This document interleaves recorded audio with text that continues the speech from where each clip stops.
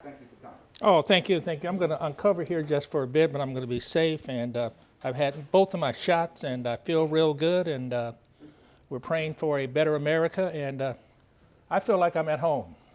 All right. I definitely feel like I'm at home. I was born and raised in Fort Leavenworth, Kansas, Command General Staff School. Colin Powell and all other generals and admirals that look like us had to go to Command General Staff School. My dad taught transportation there. He served in the Big Red One under Patton. Patton has a long legacy at Fort Leavenworth. Fort Leavenworth is a place that's homogeneous. We didn't have any issues with race or anything as long as we were on the post. And we were always taught to be kind to our neighbors and love and respect God and America and enjoy what we had. But Kansas has a very unique historical perspective in the United States of America. We were taught that the most important amendment that we had was the Second Amendment. We were taught that you could not defend equal rights or social rights or anything if you couldn't protect those rights. And you weren't prepared to give your life, blood, and treasure to protect those rights. I'm just so happy today that my next door neighbor's son was accepted at West Point yesterday. And we're just so blessed that he was. We were taught discipline, honor, and control. We were taught to be in shape, both physically, mentally, and we were always taught to be prepared for enemies, both domestic and abroad. So again, I just feel so much at home. We had a junior ROTC program at our high school, which meant in the ninth grade you put on the arms and you got an M1, and you knew how to break it down with a 45, and I ended up being the brigade commander there. Went on to college in 1968. I hate showing my age right now, but it doesn't matter anymore. And I went through ROTC program there, articulated up that program well. And then in 1972, when we were all prepared to do our job, they said they didn't need us anymore. And so we did do the reserves, but that was breaking down from the war in Vietnam. My brother served. All of our friends served. It was just when we went to the draft, we didn't even take the draft. We just said if we got selected, we would go do our duty. We didn't think that we should, just because we were privileged to be in college, that we had any more rights than anybody else, not the lowest African American in the urban ghetto or the white guy that were plowing the fields over on the other side of the Missouri River in those fertile fields. We just felt that was our honor to serve, and we never did. I did have a chance to do a little bit of things during the summer because I was uncontrollable. And so my dad let me do a lot of things. I was very, very thankful that he did. And I'll get to our topic, but this just brings me back so far. And I'll never forget when I went to college at the University of Kansas in 1968, right after the death of Martin Luther King that spring. There were 19,000 students at the University of Kansas. There were 365 African Americans. And young ladies, there were only 75 ladies out of that 375. So we really had to fight to get a date, but that all worked out well. But one day they told us after Martin Luther King had been assassinated and murdered, that all the blacks had to leave Lawrence, Kansas. You have to go home. You can't stay here. We don't want you here. Not just a small group of people below the Dixie line, Mason-Dixon line. A lot of people don't remember that. If you're north, you need to be north of the Mason-Dixon line, but if you're south of the Mason-Dixon line, you have problems. Because our grandparents were born and raised with the mentality of Nicodemus, Kansas. I hope you guys will look that up. Nicodemus, Kansas. Nicodemus, Kansas was the first incorporated African American city in the United States of America. And when all of our people came to live there, we always went to Nicodemus in the summertime. The mayor was black, the police chief was black, city manager was black, so we always knew what Nicodemus is. And also outside of Nicodemus, one of the first HBCUs that was created in Kansas, in western Kansas. So we always had a very respectful feeling for what we are. So at the end of the day, I bring that up to say that we were all a very strong people. We were all a very, very, very resourceful people. We were taught, you may remember, Brown versus the Board of Ed in Kansas. My first experience in public school in Leavenworth, Kansas, which is off the post, was met in 1955, because we played with our white friends and international people, because Fort Leavenworth was an international base. But when we got off the post and went to school that first year, and my father, who at that particular time was doing his summer reserve duty, and my mom took us to the closest school to where we lived, and we heard the words, "You don't belong here." N-word, go to your school. So my very first experience with the government outside the military was not a pleasant thing.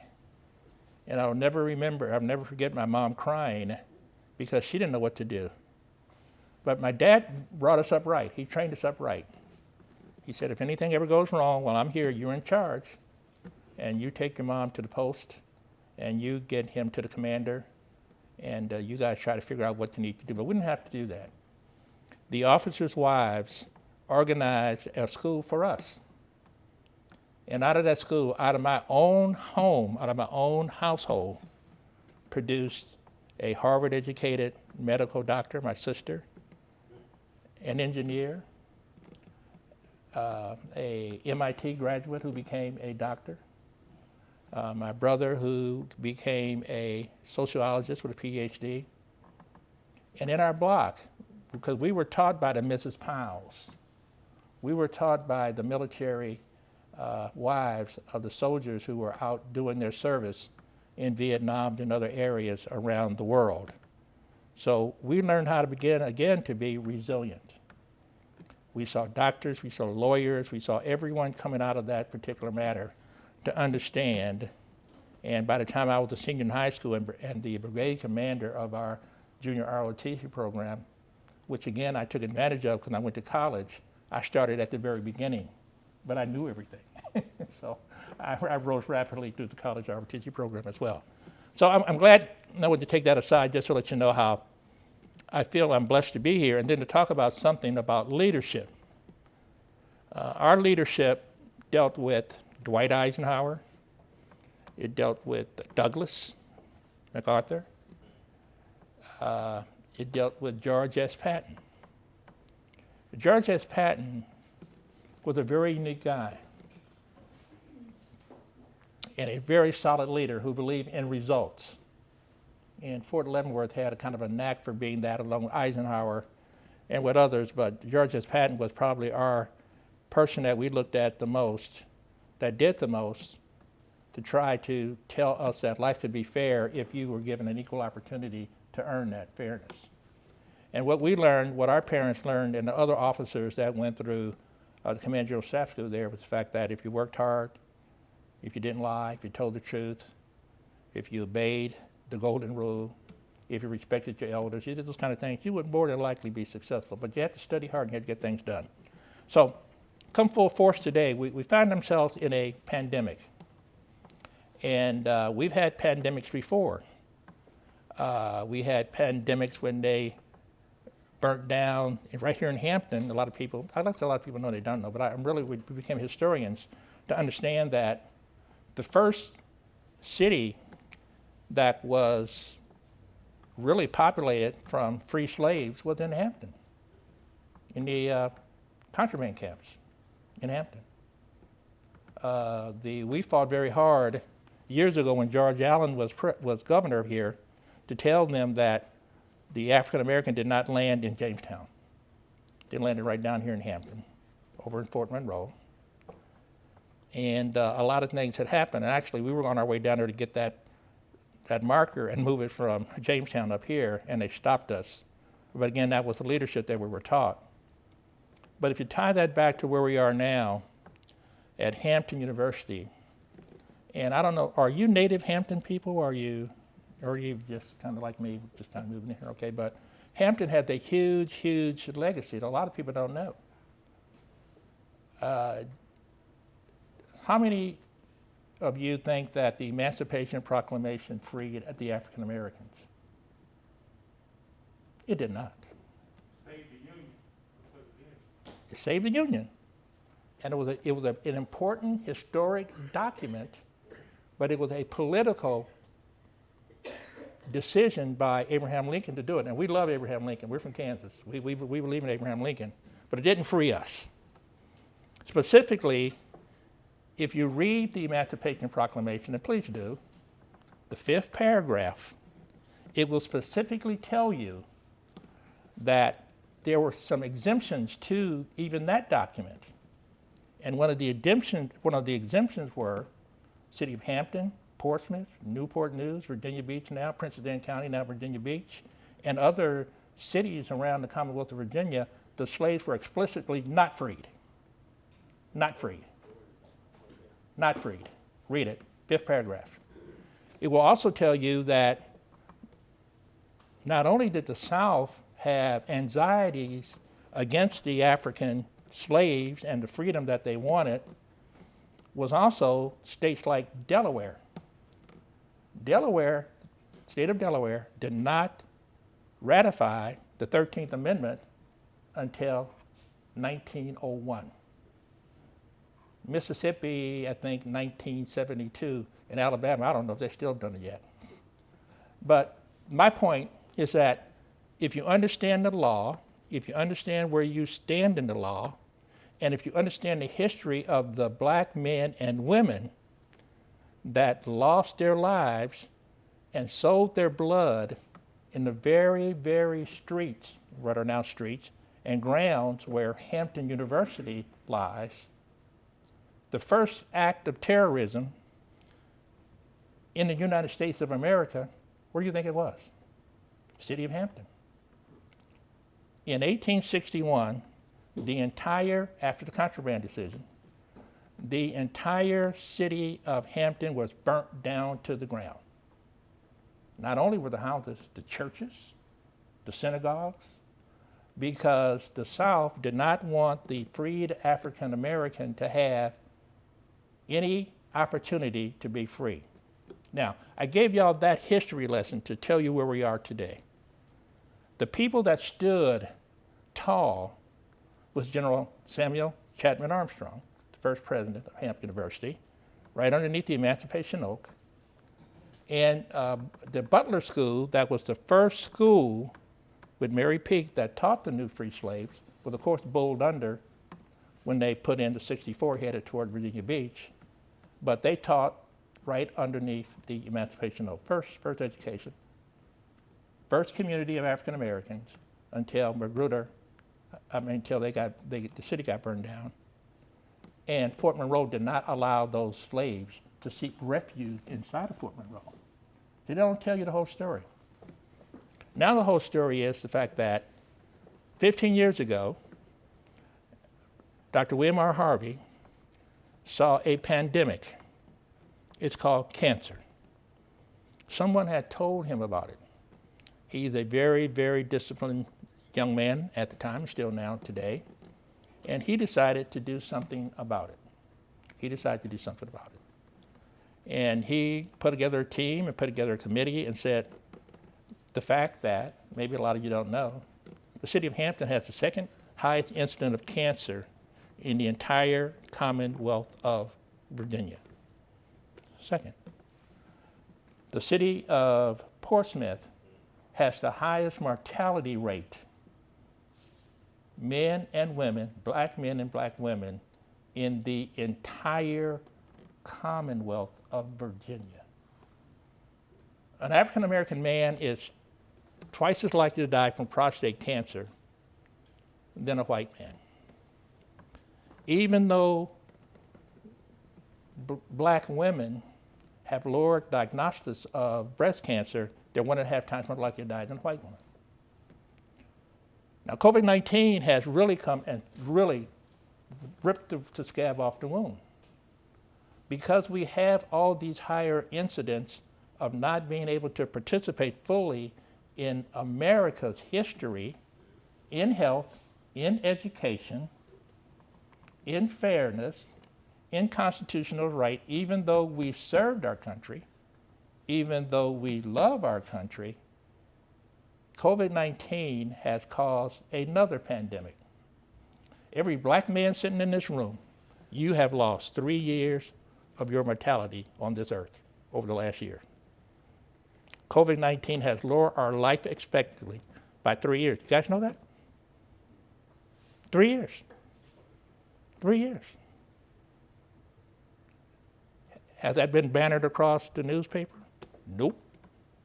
Has the governor came down and said we have an emergency that we should do something about it? Nope. COVID-19 in and about itself will kill 6% of the American people, in and of itself.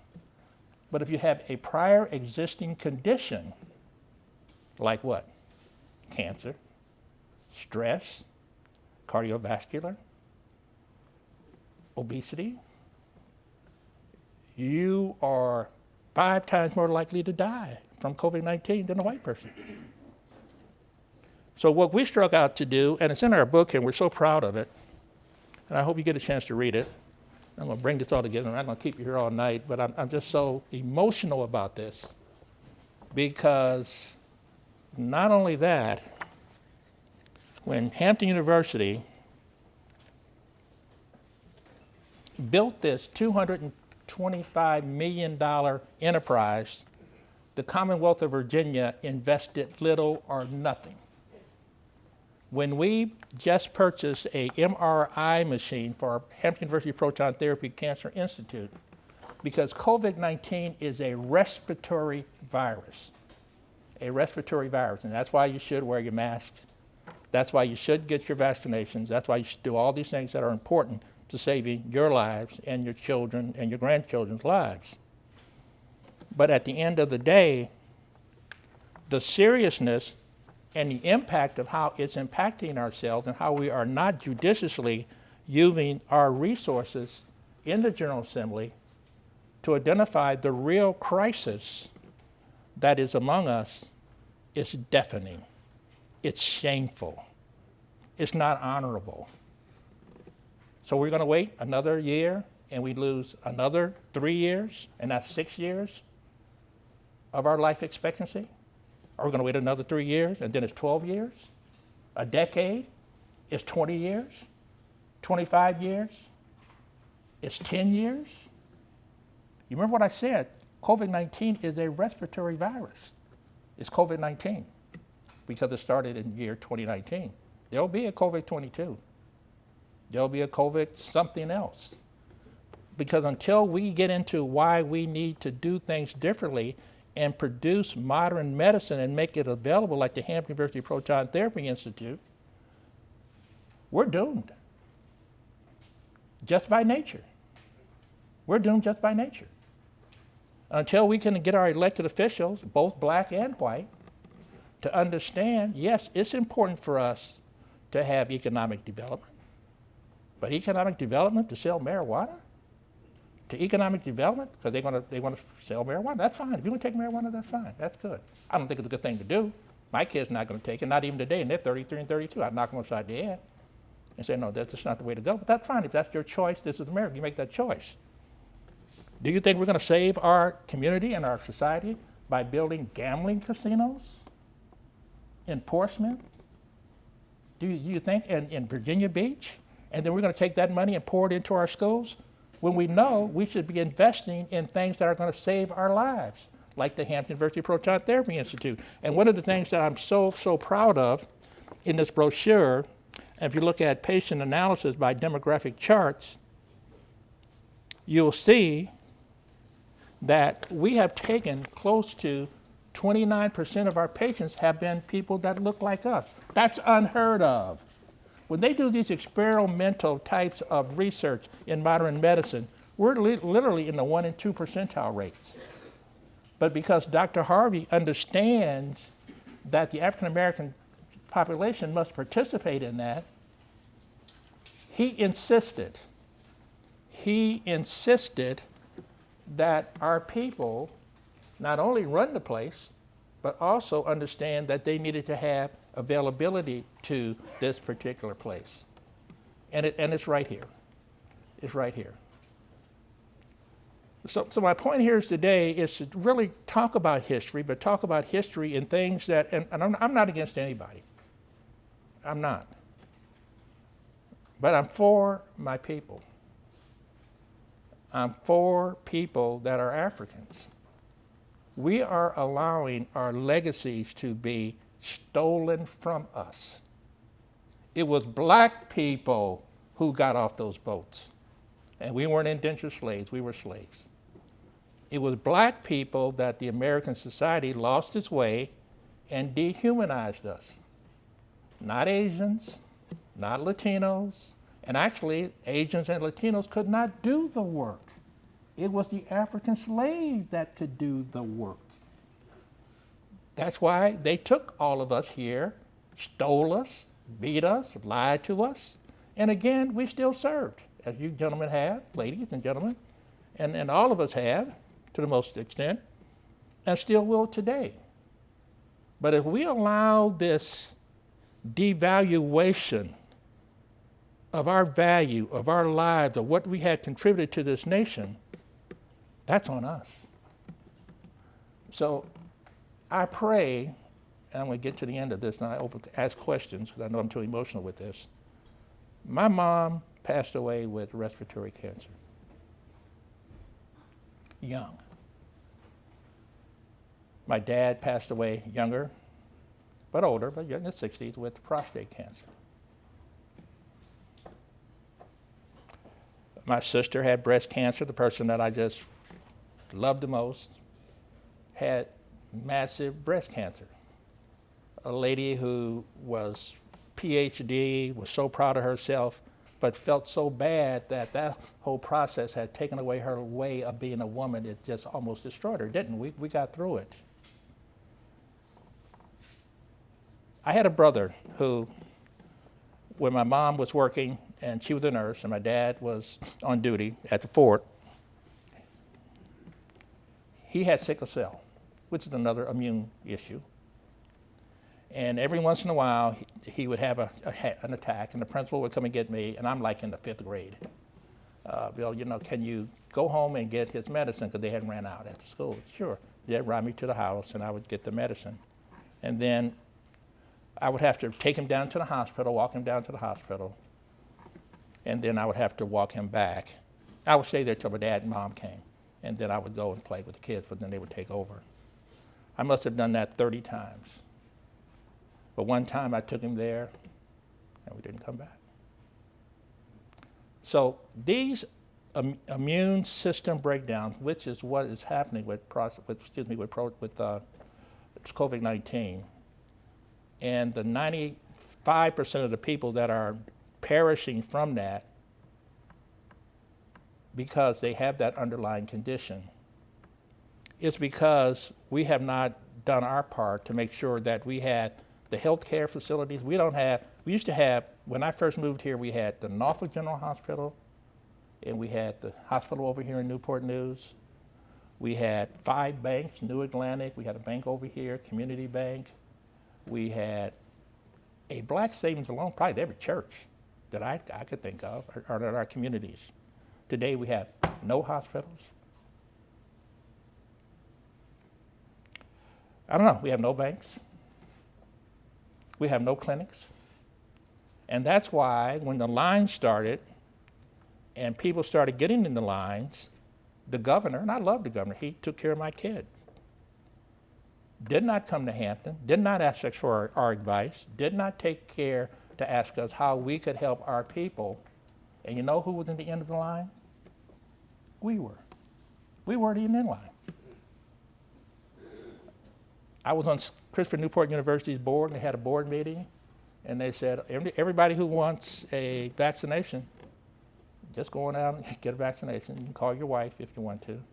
And how many people you thought was in that line that looked like me? Hampton University, way back in March of last year, wanted to create a COVID-19 testing center, which we have it up and done. We wanted to create a Hampton University Vaccination Center, which we have up and running. But you know what? The governor will not give us the vaccines. He will not be a leader. The young lady from Gloucester, and everybody should take their shots. Everybody should take their shots. She had a reaction to it. I have a shell food allergy as well, and you have to be very careful, especially if you're overweight or if you have, any other ailments that can cause it. It could not be a successful event, and so it's in the paper today if you read it at the Daily Press. She unfortunately did not make it. All she asked the state to do for her family, let's do an autopsy on her and let's find out what happened to her so we can take the vaccination she got to. That's one out of however many. But our people would have understood that. We would have known that. We would have said, no, we would have somebody right here, and if something happens, we're going to make sure that we do the research to make sure that it never happens again in our community, because our community is most vulnerable. Our community is the most vulnerable, with the city of Richmond, according to the last statistics I saw, among the large cities in America, was number 10 in prostate cancer's death.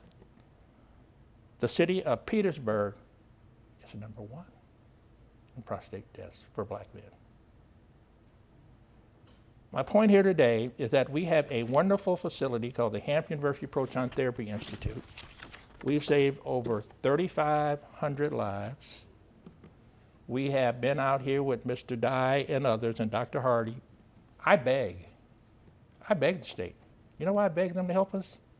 I can talk about my mama. I can talk about my daddy. I can talk about my brother. I can talk about my sisters.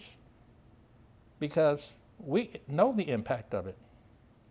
We know the impact of the folks working down there in the shipyard, breathing all those different types of asbestos and things into their lungs and getting mesothelioma. That's the people that we're taking care of. And the people they protect the less is us. The state won't support us. The city won't support us. The community doesn't support us. And these are just facts. But I'm here today, and I don't mind begging. I'm begging for your indulgence to look through the materials that we have here today and that we presented to you today, and what we have done, and just write the governor. Write Senator Lucas, write Senator maybe Locke, write the mayor. I was so proud when Dr. Harvey and mayor of Hampton went down and took their shots with the superintendent of Hampton to show black people that we need to take these. Instead of praising them for doing that, they criticized them. Y'all got in front of the line. They didn't get in front of the line. What they got in front of was to know that our people were going to be suffering the most. You know why? Because we do the research. We've done the research. We understand the connotations of us having the issues with it. You know what city in Hampton Roads has the highest usage of proton therapy? Not because they're the largest, because they're the whitest. Virginia Beach. And then they still didn't support us. They're politicians. So we need your help. We need your prayers. And I'm not here to make a sermon. I'm just here to make a statement that I just think is so important for us to come together to understand what really impacts us. What really, truly impacts us. I got up on Saturday morning and I saw where a 13-year-old was shot in Norfolk, and I think a 16-year-old was shot in Newport News, dead. Do we know that over the last 25 years, over 365,000 African American men and women have been murdered on our streets by us? Now, people say, well, Bill, why are you concerned about black people now? Well, I'm black. I have black kids. And I want them to be able to intermingle with all the kids in our community. That's what we used to do. That's how we were raised. But I can't let them go down to Norfolk. I can't let them go down to Newport News. I didn't. I put them in Norfolk Academy, in Hampton Roads Academy, where we're self-segregating ourselves right out of existence. And I'm just making these key bullet points because I'm trying to bring the gravity of what we have going on and what we need to do about it. My great-grandmama had 17 children. 17. My grandmama had 15. My mama had 5. I had 3. I have 3 young men, 2 young men and 1 young lady. I have 1 grandchild. 1. I've broken every rule. I used to say you had to get married. No, don't even get married. I just want a grandchild. I'm just serious. But COVID-19 forced them to get married because I figured they said, well, they're getting closer to where we got to make some decisions about it. So if you add that onto the top of the pandemics that are really robbing us, the educational systems that are totally not educating our children. It's not the public schools. It's not the public school teachers. They're doing the finest jobs they can. But you know what it is? The average school in Norfolk and Newport News, K through 12, is 45 years old. The average school in New York is 85 years old in the ghetto. The average school in Philadelphia is 75 years old. The average school in Virginia Beach is probably 2 years old. And then we're going to understand why we fight these issues. The largest hospital system, Centera, has major hospitals and clinics in Virginia Beach. When I served on the board of Christopher Newport, I love Christopher Newport and Senator Tribble, I served there 20 years. We raised from the state $1.5 billion. $1.5 billion. They even came down there one day and the city of Hampton donated $1 million to Christopher Newport University. That's all good. Don't have any problems with that. Then I asked the mayor at the time, hey, I work at Hampton. Have you made a donation to Hampton? What, you know his answer was? No. So when I started at Christopher Newport, and I love it, good school, it was 50% black children. Somebody tell me what percentage you think black children are out at Newport News now. Just give me a number, percent. 10%? No. Higher. 5. So then what they'll do, come and fool you, they'll say people of color. Oh, we're doing good with people of color. And that's why Paul kept me on the board. I got to give him credit. Because then my big mouth opened up. I'm not concerned about people of color. I'm interested in black people. Black people. I'm not identifying myself as a Latino, and that's fine. That's fine. But Latino is no race. You're either African, Caucasian, Asian. I mean, come on now. And I'm not putting it down. All I'm saying is the fact, and you can record this, because, hey, the one thing that Donald Trump said, I didn't like a lot of things. I thought he was not presidential. I thought definitely wasn't a leader. Definitely didn't obfuscate to wanting to serve the nation that he thought he loved. Didn't want to do any of that. But he wanted to come over with his big mouth and talk all this stuff. That's okay, fine. But one thing he did say, at this point in my life, what do I have to lose? Am I not telling the truth? But I'm even going to flip that switch. What does America have not to gain if they never understand, in an editorial that I'm writing, that hopefully they'll put it in the Daily Press, I'll make sure you all get it, is that the leadership in the Commonwealth of Virginia, they need a shot. They need a shot to eliminate, inoculate racism and indifference out of their minds so they can look and respect us. So we have a lot of good work. We've done a lot of good work here. Mr. Dye done a lot of good work in the proton therapy. We're seeing record patients. We are doing our job. We're dealing with the issues that are going to help save lives in our communities, because cancer is still, who do you think kills more people in Virginia, COVID-19 or cancer? Cancer is the #1 killer of Virginians. COVID-19 will be defeated. They're going to be working on cancer forever because it's a business. It's a business to do the research. To us and Dr. Harvey, it's a business to save lives and ease human suffering. It's a business because it's our people that we see that's suffering. It's our people that are dying. It's our people that are not getting the kinds of opportunity to live their life in a way that's not, we're always the sickest among us, we're always the less respected among us, and we're always the one at the front end of the line to die, and the last of the line to get the vaccination shot. So if I leave here today, I want to thank everyone for their tremendous service. I just love you all for doing that. My dad was in the Big Red One, the 5th Army, Patton, mechanical group, transportation that freed Jews from the Nazi concentration and death camps. And he was just such a quiet gentleman along with other people. He coalesced with people like Jackie Robinson. A lot of you probably don't know Jackie Robinson almost got thrown out of the Army because he refused to sit at the back of the bus. He got up, so he was a leader and taught us as well. But would you please take a look at this? And if you have any questions, Mr. Dye will send information to you. And we'd love to have you guys come once it's safe and look like his peers getting a little bit better to visit the Proton Therapy Institute and then come and visit our cancer, not only our cancer technology centers and what we're doing with modern medicine and precision medicine, but also our COVID-19 vaccination center once the governor decides to give us the vaccination so that we can pass out to our people.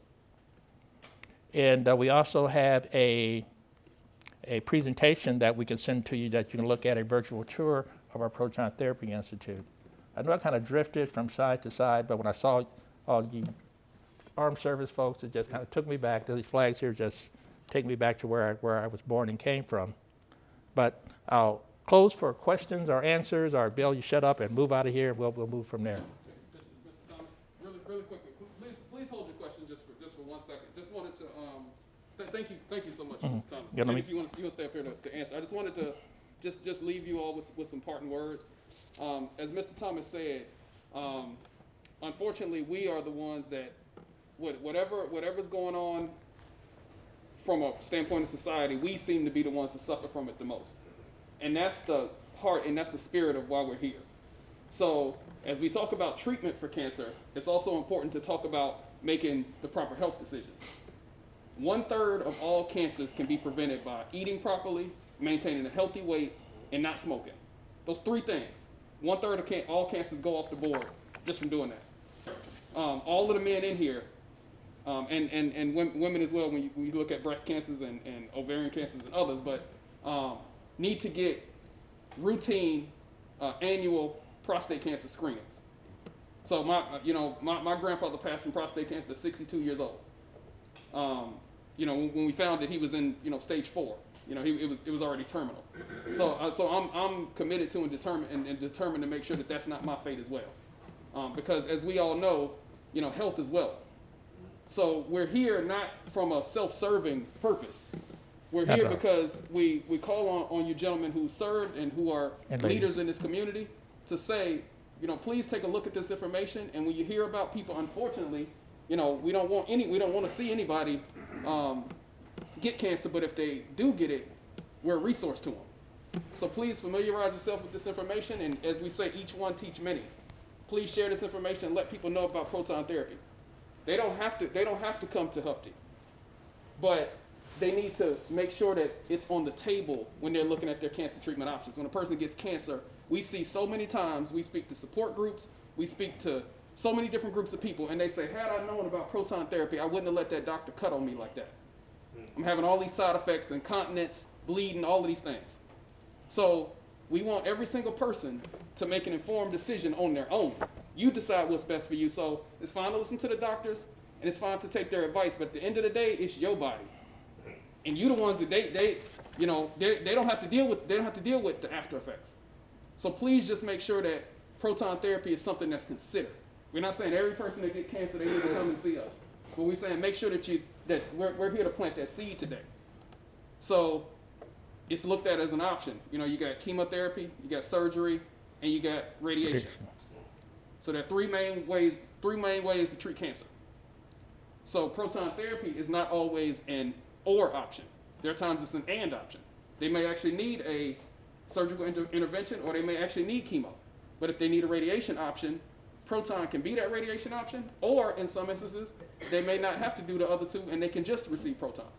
So that's all we ask. So that's all we ask of you. You know, proton therapy is non-invasive. There's no hospital stays. There's reduced side effects and healthy tissue spared.